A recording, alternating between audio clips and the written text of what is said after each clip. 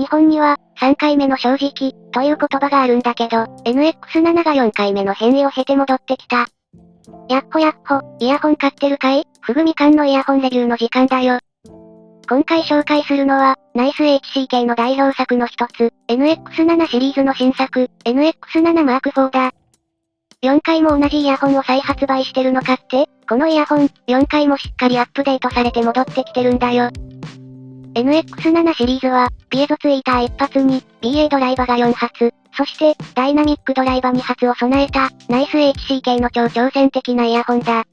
特に、ピエゾツイーターと、ダイナミックドライバ2発、というのが珍しい要素で、さらに、普及しやすい価格帯だったのも相まって、かなり多くの人に愛されるシリーズでもある。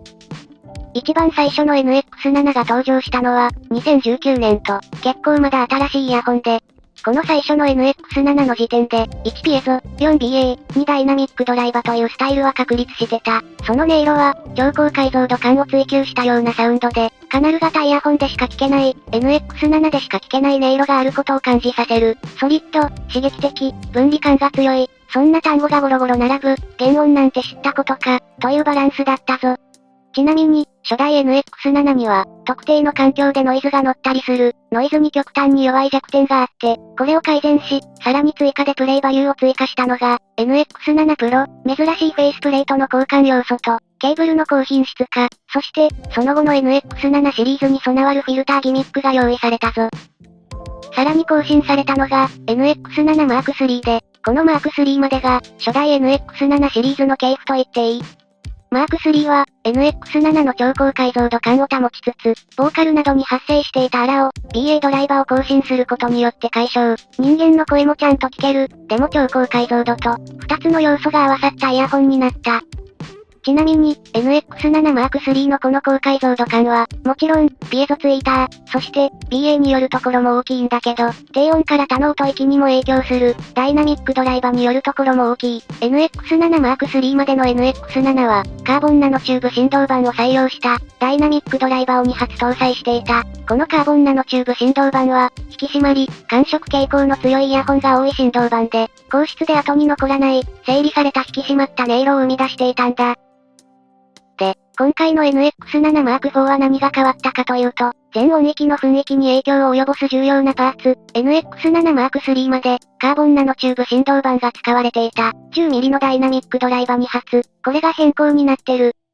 NX7 Mark IV に採用されている2枚の振動板は、ベリリウムメッキ振動板。ベリリウムメッキといえば、ナイス HCK ならユース。最近だと、ハイブリッドだと TRNST5 なんかに採用されてる振動板だな。高音にきらめきを持たせつつ、中音域から低音域に厚みが出て、サブベースもガツガツ出せる、かなりパワー系で派手なイヤホンが多い振動板だ。つまり、NX7 の形とスタイルはそのままに、土台がごっそり変わっている。それ以外にも変化はあるけど、ここが一番大きな変化だ。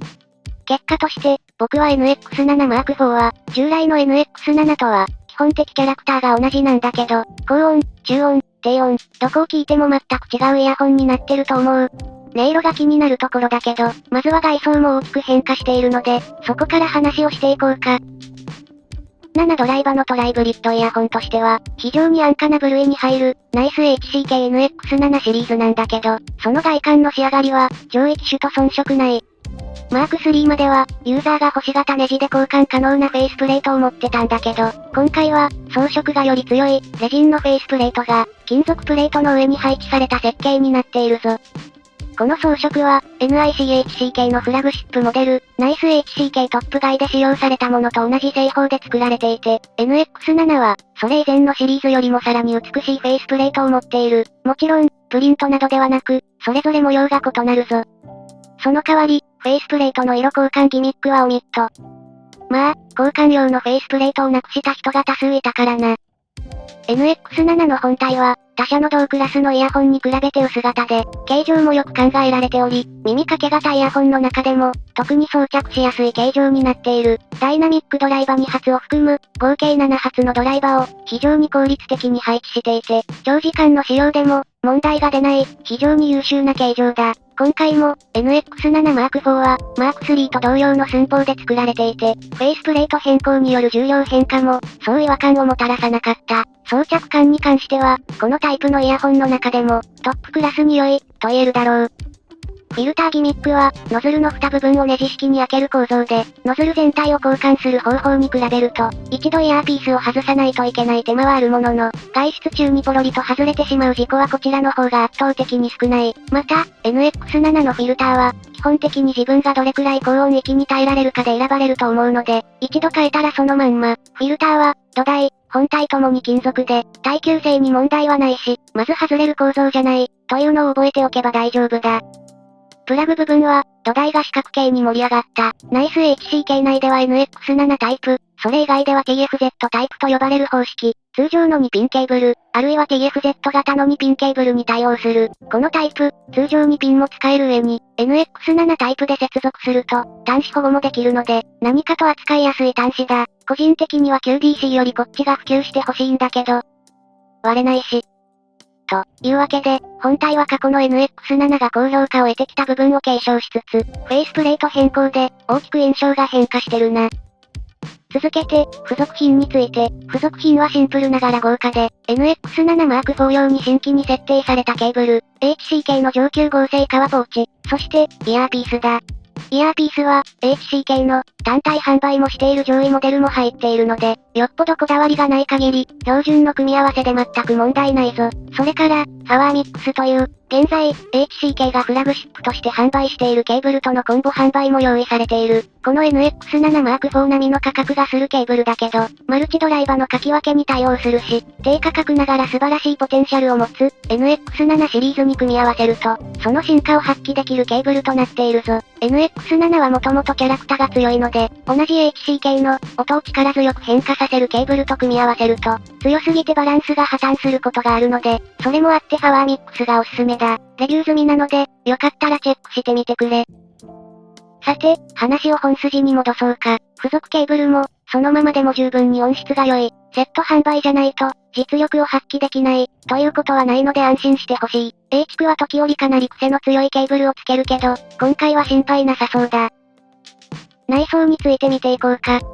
NX7 M4 は、M3 までのアップデートに、ベリリウムメッキダイナミックドライバという、大胆な方針転換を加えて誕生した、ここまでの NX7 とは大きく言えるイヤホンだ。ベリリウムメッキ振動版のイヤホンは、派手、きらびやかな高音、沈み込む低音からサブベース、低音のあるボーカル、全体的には強いドンシャリ傾向、というイメージがあるんだけど、僕はまだ、それが2台乗っかってて、なおかつ BA4 台とピエゾツイータが組み合わさったモデルを知らない。ここにあるんだよそれが。NX7 はすでに M3 をお持ちの方も多いと思うので、最初は単体で、続いて、M4 と M3 を比較して、感想を述べていこう。というわけで音色について、満点。NX7 M3 は、かなり改造感と感触に振ったイヤホンだった。それに対し、M4 は、ベリリウムメッキダイナミックドライバベースになったので、派手しさや楽しさはそのまま、よりボーカルへの親和性、低音の量感で、楽しさを増したイヤホンとなっている。単体で評価すると、高質なピエゾの音に、ボーカルあたりから高音域まで、明細に鳴らす BA ドライバが、ベリリウム系の金属が極端に伸びる傾向を緩和していて、マルチドライバ系イヤホンらしい、神経の行き届いた高音域。そして、ベリリウム系ドライバらしい、低音を感じるボーカルは、BA ドライバの手伝いのおかげで、完全にいかにもベリリウムっぽい音に持っていかれておらず、そして、低音域はベリリウムらしく、とても沈み込むんだけど、このイヤホンが、ピエゾと BA との組み合わせであることもあって、それほど前面にがっつり出てくる音量ではない、高音、低音が強すぎないけど、きちんと全体で成立してるバランスだ。この音色はやっぱり NX7 系独自なところがあって、ぜひ聞いてみてほしいな。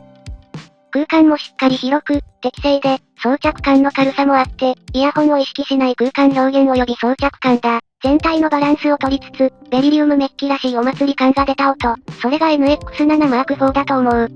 バランスに寄せつつ、全体にちゃんとベリリウムの楽しさも残ってる感じなんだよな。ちなみに、高音域が常識人の顔してるけど、このイヤホンにはフィルターギミックがある。フィルターは、イヤホンのノズル内に異物を入れることで、高音側を減衰させることで、音を調整しているな。初期の NX7 系の気分を味わいたいなら、ぜひ赤フィルターを使ってみてほしい。高音域側のソリッドさの暴力に溺れられるぞ。僕は赤がおすすめだ。とにかくソリッドで、それでいてバランスが整っていて、ピエゾ、BA、ベリリウムの組み合わせの良いところを程よく抽出した音、というのが、NX7 シリーズにふさわしい、価格以上の価値のある仕上がりになっているぞ。さて、ここまでが単体の感想。続いて、マーク3と比較した時の感想を述べていこうか。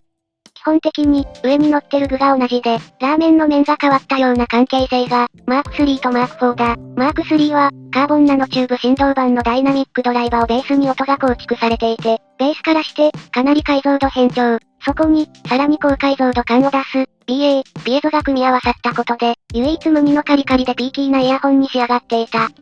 マーク4はこれに対し、ベリリウムメッキベース、となると、こっちは全体に量感があり、暖色傾向もできるものが基礎にあるところを、ピエゾと BA で高音を叩き上げたものになってくる。マーク4とマーク3の一番の違いは、それぞれの重点が、臨場感にあるか、解像度にあるか、の差だと思う。特に、NX7 系ではどうしても出なかった、サブベースの振動感が、マーク4にはある。また、マーク3が金属音以外もソリッドで響く音にしていたのに対し、マーク4は、BA とピエゾのおかげで、市場の他のイヤホンに比べれば、マーク3に近い傾向を持つものの、金属音が特に強調され、それ以外の高音域は少しマイルドになっているぞ。ボーカル帯域は、BA とベリリウムを組み合わせたマーク4の方が、より人間味があって、聴いていて体温を感じる。対して、マーク3の方は、正確さの方に軸足があって、マーク3の方がとんがっているものの、マーク4もかなり違うイヤホンとして仕上がっている。ただし、チューニングの方向性は近づけてあるので、全く違うイヤホン、というわけではないんだけど、でも、